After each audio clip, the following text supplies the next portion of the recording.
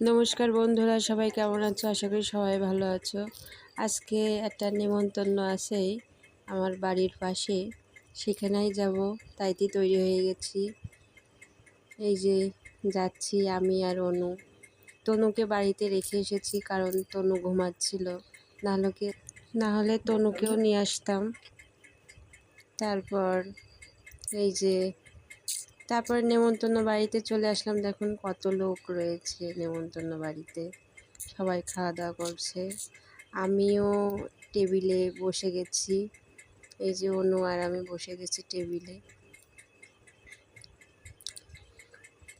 তারপরে ভাত, তিতের ডাল আর চিপস ভাজা দিয়ে গেল। এই যে অনুর পাতেও দিচ্ছে। তারপরে ভাতটা ডাল দিয়ে মেখে নিলাম, নিয়ে চিপস ভাজা দিয়ে খাচ্ছি। ফাইন, সুন্দর হয়েছে। অনু বলছে মা খুব সুন্দর হয়েছে। তারপরে আমাকে একটা দিদি মুড়ি ঘন্ট ডাল দিয়ে গেল। এই যে আমার সেই দিদিটা আমাকে মুড়ি ঘন্ট ডাল দিচ্ছে। তারপরে আরেকটা মেয়ে আমাকে মাছ দিল, অনুকেও দিল 1 পিস মাছ, আমাকেও দিল 1 পিস মাছ।